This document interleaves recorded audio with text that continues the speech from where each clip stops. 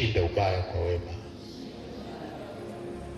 Mwambie tena, yule anayekutukana mtendee mema, yule anayekudharau mtendee wema, yule anayekufyorea yule mtendee wema, yule anayesema wewe ni mbaya kuliko watu wote, mwambie nakupenda sana, wewe ni mzuri.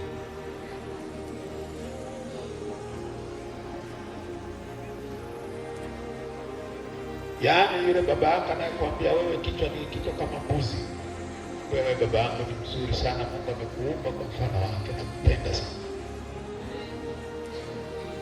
Yule mama anayekwambia akili yako kama kuku,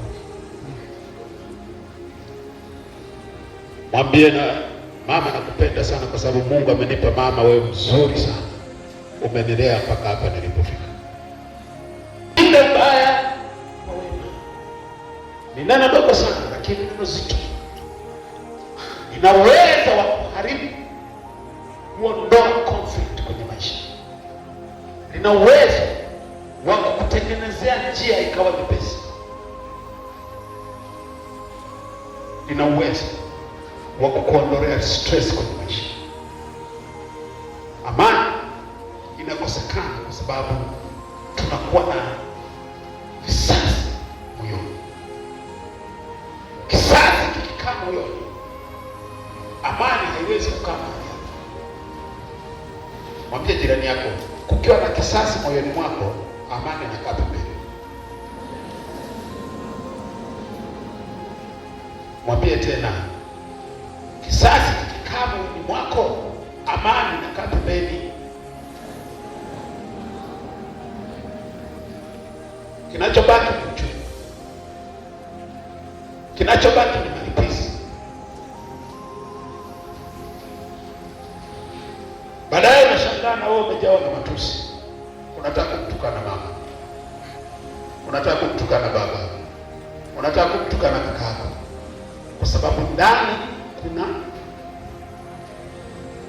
kuna kinyongo, kuna kilipizi. Ushinde ubaya kwa wema. Rudia tena, ushinde ubaya kwa wema. Uwe chuoni, ushinde ubaya kwa wema. Uko kanisani, ushinde ubaya kwa wema. Uko kwa wazazi wako, ushinde ubaya kwa wema. Ninajua watu wanaowatendea ubaya watu ni watu wa karibu. Watu wa karibu ndio wanaojeruhi watu. Wewe kwa mfano, mtu labda mzungu yuko Ulaya, atakorofishana wapi na mimi? Yaani mnaotegemea watu wanifanyia ubaya, watu ambao wanafahamu, ni watu ambao ni wa karibu na mimi, ni watu ambao inawezekana tumewahi kula sahani moja, ndio wanaotendea. Na kwa sababu ni wa karibu, una nafasi ya kuwatendea wema. Una nafasi ya kuwatendea wema. Nasema una nafasi ya kuwatendea wema. Ubaya sio sehemu ya wokovu wetu. Ubaya sio sehemu ya wokovu wetu. Ubaya sio sehemu ya ibada yetu. Ubaya sio sehemu ya Roho Mtakatifu. Bwana Yesu asifiwe. Bwana asifiwe. Hata kwa wakati wako kasome vizuri hiki kisa. Watu ambao wanataka kukuangamiza, alafu kawaandalia chakula, wale washibe, wale alafu waende kwa amani.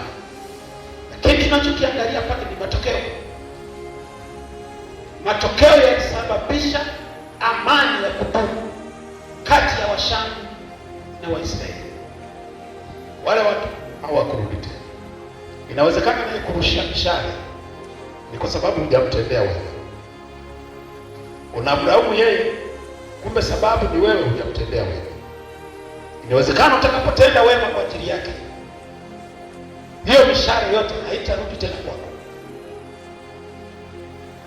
Sio kama mnanielewa wapendwa. Nasema inawezekana mishale inayoendelea kushambulia Mwenye shida ni wewe, hujatenda wema. Ukitenda wema, ndio nafasi ya washawi kutorudi tena kwako. Wanarudi kwako kwa sababu wewe hujatimiza wajibu wako wa kutenda wema.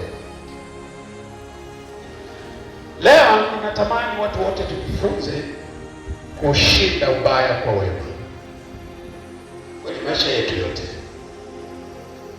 Dhamiria, tengeneza formula kwenye maisha, weka kanuni kwenye maisha kwamba sitamtendea ubaya mtu awaye yoyote,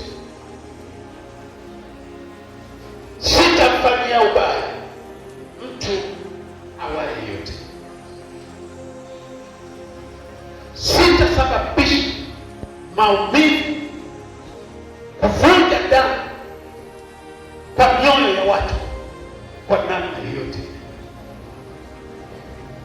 Mungu niepushe.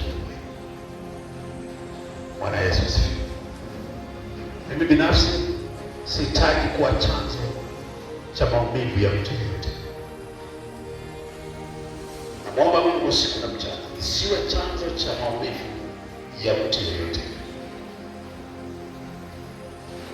Natamani niwe baraka kwako, niwe baraka kwa mtu mwingine, niwe baraka kwa familia yako, na hasa niwe baraka kwa mkeo. Bwana Yesu asifiwe. Haya ni maombi yangu tangu ujana wangu, ni maombi yangu tangu ujana wangu. Naomba Mungu anisaidie, na pale ambapo nafanya sivyo unisamehe, lakini kuombea na wewe, Mungu usaidie. Na watu wako kwenye vita kwa sababu hawajatimiza wajibu.